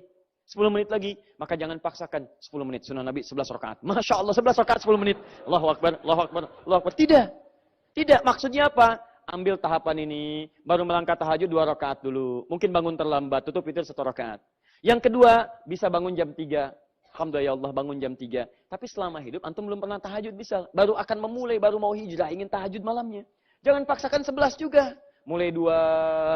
Itu pun yang pendek-pendek dulu. Quran surah 73 ayat 20. Faqra'u ma tayassara minal Quran. Bacakan yang ringan-ringan dulu. Kalau baca ad-duha, baca ad-duha. Al-ikhlas, baca al-ikhlas. Ya, maaf, al-falak, baca al-falak. Gak apa-apa 2 rakaat. Begitu sudah enak, tutup witir 1 rakaat. Besoknya 2 rakaat lagi. Kok malu sama Allah, masa 2 rakaat. Tambah lagi besoknya 2 rakaat, 4 rakaat. Witir 1 rakaat. Besoknya naik lagi 6 rakaat. Sampai 10 rakaat, witir 1 rakaat. Atau 8 rakaat, witir 3 rakaat, 11 rakaat. Enak bawaannya. Bangun jam 3, sholat 11 rakaat. Sudah merasa capek, setengah 4 tiduran, bangun jam 6.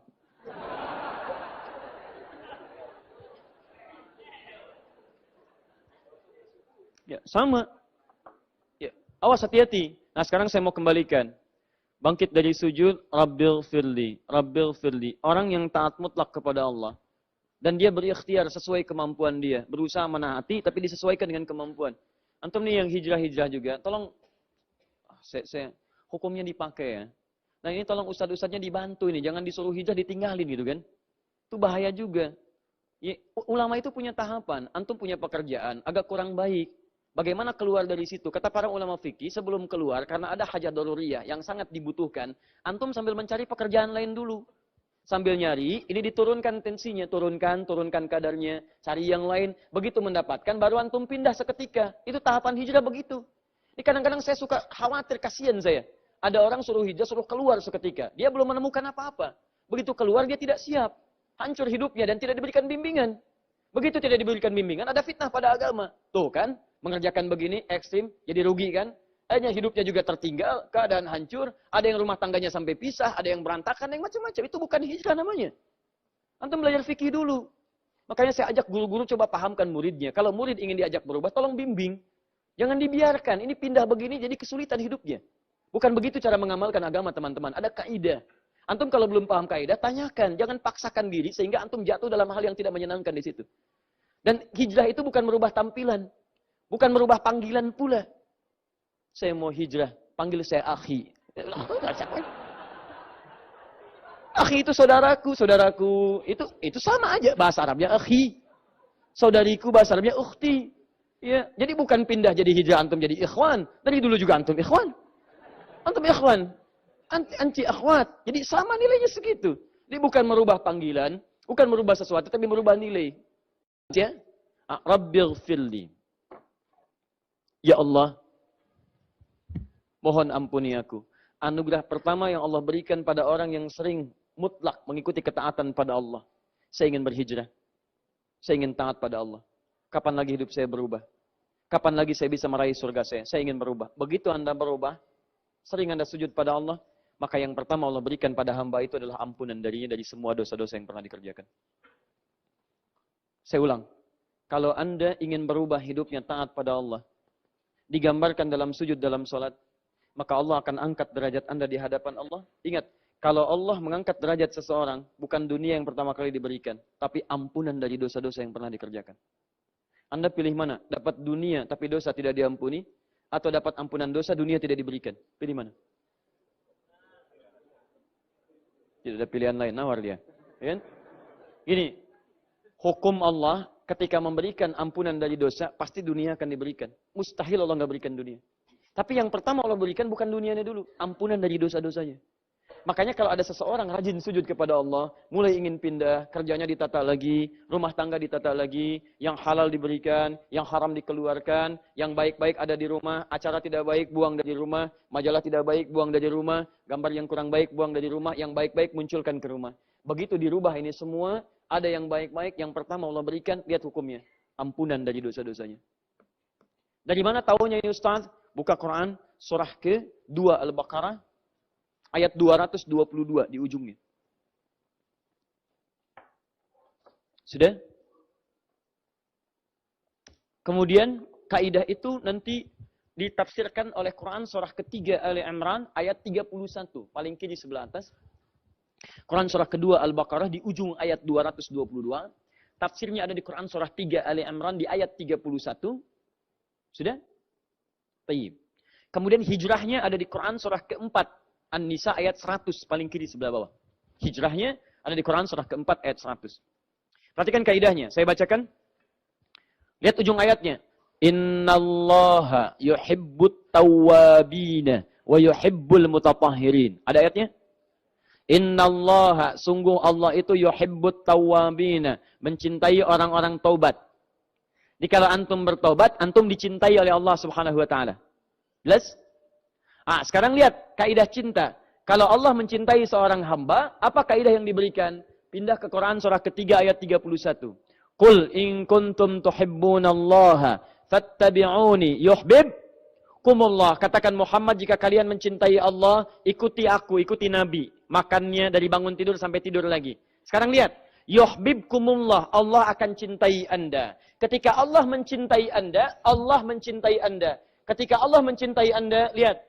Wa yaghfir lakum dzunubakum. Allah akan mengampuni dosa-dosa Anda.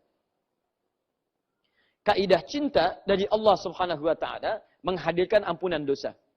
Dan di antara yang dicintai oleh Allah, ketika seorang hamba amat kemudian taat pada perintah-perintahnya. Anda menaati Allah, cinta Allah diturunkan kepada Anda. Anda bertobat, cinta Allah diturunkan kepada Anda. Ketika cinta diturunkan, ampunan diberikan. Karena itu ketika Anda sujud, itu gambaran komitmen Anda untuk semakin taat kepada Allah. Begitu Anda taat, diangkat oleh Allah. Mau minta apa? Dibimbing bacaannya oleh Nabi. Daripada minta yang lain-lain, minta istighfar. Rabbighfirli, Rabbighfirli, Rabbighfirli. Makanya ketika Anda baca kalimat Rabbighfirli, lihat baik-baik. Saya sarankan daripada membaca yang Allahumma, itu pun boleh. Tapi akan lebih baik menggunakan kalimat Rabbi. Rabbighfirli. Karena kalimat Rabbun lebih tajam. Satu, lebih cepat. Yang kedua, langsung menyentuh pada nama Allahnya. Ya Allah, Engkau yang tahu tentang saya. Engkau yang merawat saya. Saya merasa, ya Allah, selama hidup ini banyak dosa. Mata saya banyak salah lihat. Telinga saya banyak salah dengar. Lisan saya banyak salah bicara. Kaki saya salah melangkah. Tapi saya hamba-Mu, ya Allah. Engkau yang menjanjikan ampunan pada saya. Engkau yang menjanjikan pulang dengan penuh ketenangan. Engkau yang mengantarkan surga. Engkau yang memberikan kabar gembira. Saya sudah bersujud kepadamu, ya Rabb. Kalau dalam masa akhir hidup ini belum Engkau ampuni juga, saya memohon kepadamu, Rabbighfirli, Allah ampuni saya, ya Allah. Makanya ketika Anda mengucapkan kalimat Rabbighfirli, bayangkan dosa-dosa Anda. Begitu cara bacanya. Bukan cuma dibaca. Kalau cuma baca anak kecil juga bisa. Apa bedanya Anda dengan anak usia 5 tahun? Anak 5 tahun belum balik, dia baca Rabbighfirli. Apa yang mau diampuni dari dia? Belum ada taklif. Belum ada dosa yang dituliskan. Jadi kalau anak kecil salah, nggak akan dihitung. Tapi kalau Anda 50 tahun salah, jadi hitungan di situ. Jangan cuma pandai mengurus hitungan dunia. Keuntungan Anda hitung sekian-sekian. Dosa Anda hitung tuh. Berapa dari mulai balik sampai hari ini? Dosa pada orang tua, dosa pada tetangga, dosa dari mata sampai dengan ujung kaki. Berapa Anda kumpulkan?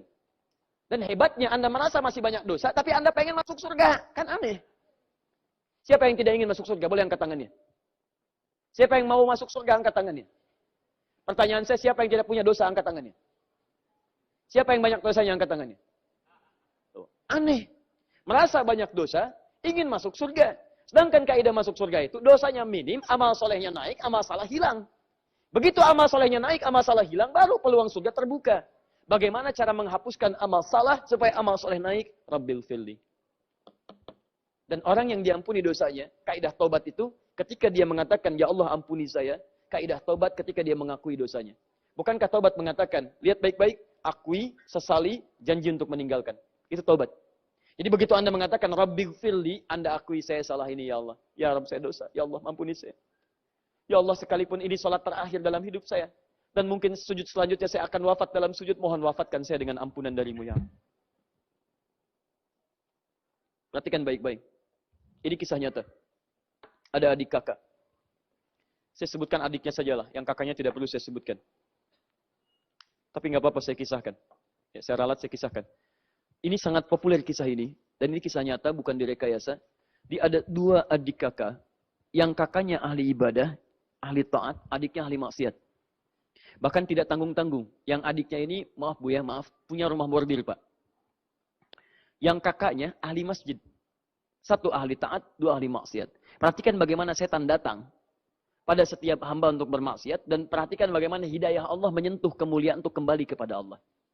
Kepada ahli taat ini setan datang. Lihat kalimatnya. Kamu ini sudahlah. Ibadah sudah banyak, ke surganya sudah cukup, bekalnya sudah lebih bahkan. Kenapa kamu tidak merasakan bagaimana maksiat itu bisa berjalan? Kamu nggak punya pengalaman maksiat kan? Taat, terus taat. Kalau tidak mendapatkan pengalaman maksiat, bagaimana merasakan indahnya taubat? Wah, kalimatnya bagus sekali. Kalau tidak pernah merasakan maksiat, bagaimana bisa merasakan indahnya taubat? Awas, kalimat menipu, banyak jebakan. Hoax, dan bukan hoax yang membangun. Itu bahaya. Perhatikan baik-baik. Maka masuk kalimat itu, dia berpikir benar juga ya. Saya itu ingin merasakan, bukankah ketika taubat cinta Allah datang? Apa yang paling cepat karena dia nggak pernah kenal maksiat? Dia nggak kenal maksiat, maka ditunjukkan oleh setan. Adik bukan ahli maksiat.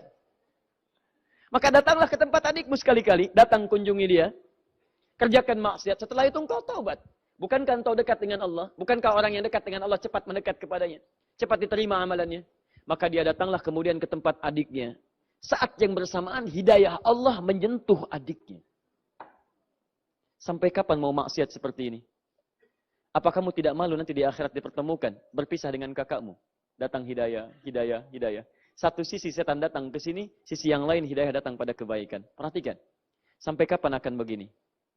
Apa engkau tidak malu? Ya, dalam hidup dunia akhirat berhadapan dengan kakakmu yang baik, yang lain yang baik, Masya Allah, apa yang terjadi? Singkatnya, yang ini tersentuh jiwanya, dia memutuskan untuk mendatangi kakaknya di masjid. Yang ini datang ke rumah bordil, yang ini datang ke rumah Allah. Apa yang terjadi?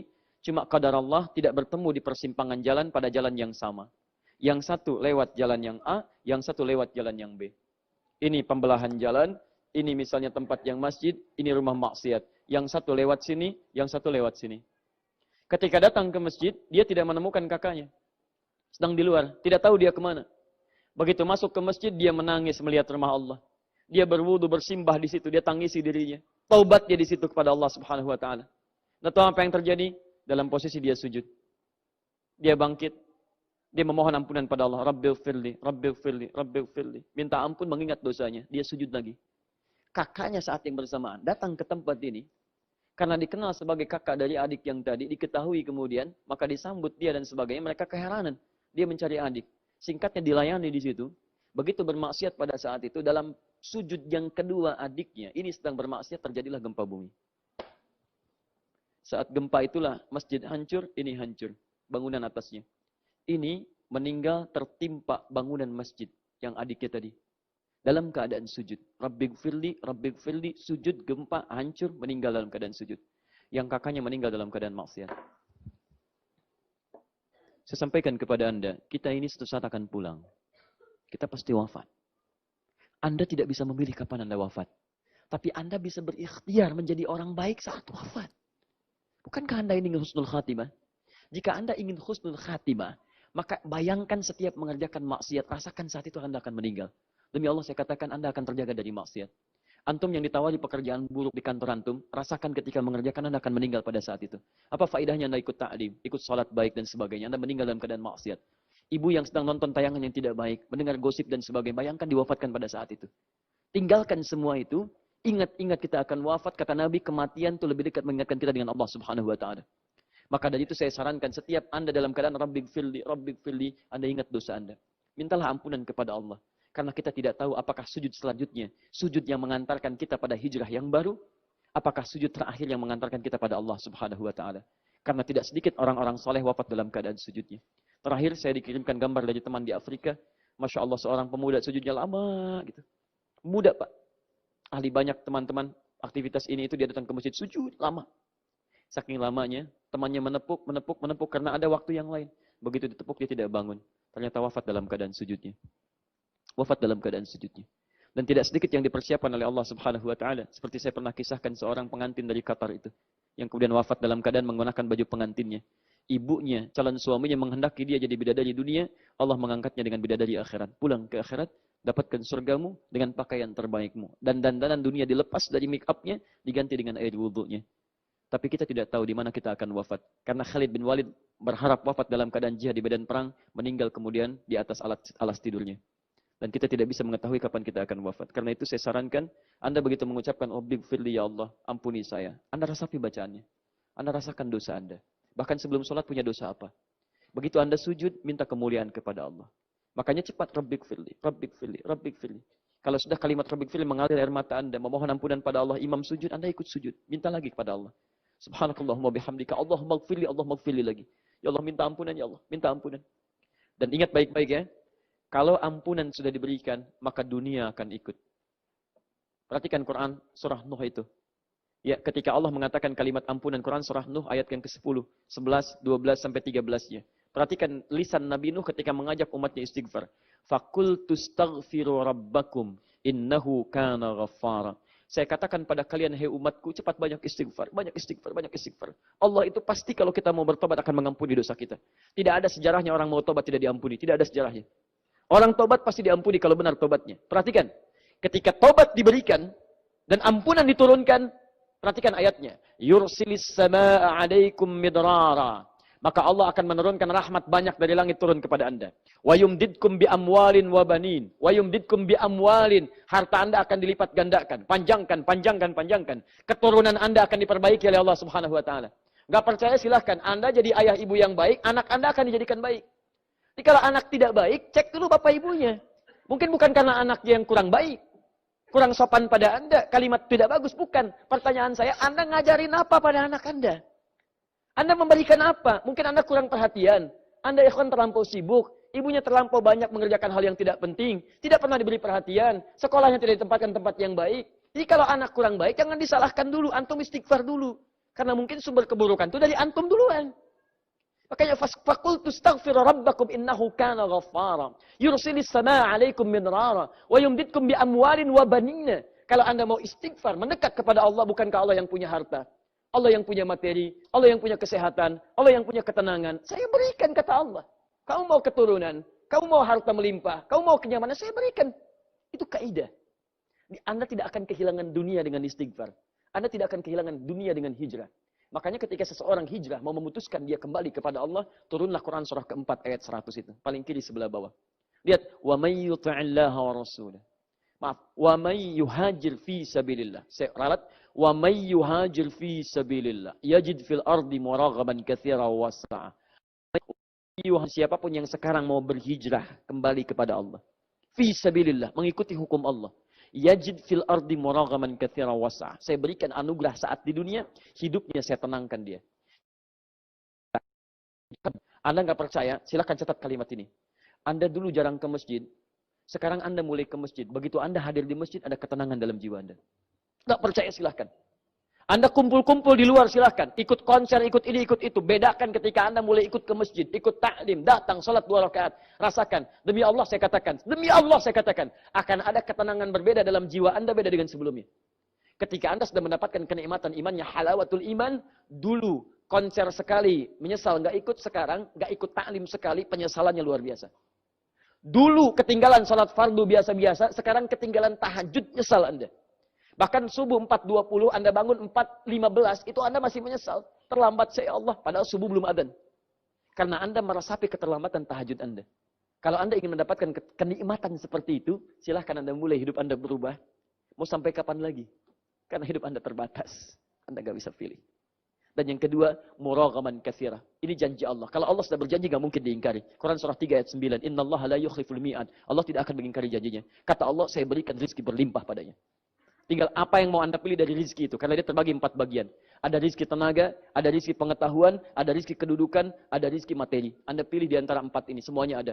Kalau tenaga, jadi seperti Bilal. Pakai tenaga Anda. Untuk adzan, untuk sholat, untuk ibadah. Kalau rizkinya materi, lakukan seperti sahabat Utsman bin Affan, Abdurrahman bin Auf. Dia jadikan harta mengantarkan ke surga. Jangan jadi seperti Qarun. Kalau rizkinya kedudukan, seperti Nabi Sulaiman, seperti Nabi Yusuf. Hadirkan kebaikan-kebaikan. Karena yang buruk sudah ada, namanya Fir'aun. Ya, kalau rizkinya berupa pengetahuan, jadikan seperti Ali bin Abi Thalib. Ulama-ulama yang lainnya. Tanamkan, kalau di situ pahala Anda mengalir. Kalau Anda ingin gabungkan keempat-empatnya, jadilah seperti tuntunan Nabi Muhammad sallallahu alaihi wasallam. Karena beliau menggabungkan keempatnya. Tenaga beliau keluarkan, jihad baris terdepannya, amalan beliau sampaikan, jadi pengajar yang luar biasa. Mohon maaf, hartanya beliau sedekahkan dan dengan kedudukannya membawa kepada surga bagi umatnya. Bahkan dalam keadaan demikian beliau masih katakan, saya tunggu umatku. Itu luar biasa. Dan tidak memasuki surganya kecuali menunggu umatnya. Muhammad sallallahu alaihi wasallam. Jika Anda belum mampu berlomba dengan orang soleh, meningkatkan amal baik, maka berlombalah dengan para pendosa untuk bertobat dan beristighfar kepada Allah Subhanahu wa taala. Saya mohon ampun kepada Allah jika selama kajian saya di sini ada keburukan-keburukan yang pernah saya sampaikan, ada maksiat yang pernah terlintas di benak saya bertobat kepada Allah dan saya mohon maaf kepada antum semua jika ada kalimat-kalimat yang kurang menyenangkan. Tolong bantu saya dengan doa supaya ada kebaikan yang bisa saya sampaikan. Jika ta'lim yang saya ajarkan belum mampu membuat Anda berhijrah dekat dengan Allah, tolong tinggalkan saya. Ambil ustadz lain yang bisa membuat Anda lebih dekat dengan Allah dan Rasulnya. Subhanakallahumma wa bihamdika, asyhadu an la ilaha illa anta astaghfiruka wa atubu ilaik, wa akhiru da'wana alhamdulillahi rabbil alamin. Wal afu minkum. Assalamualaikum warahmatullahi wabarakatuh.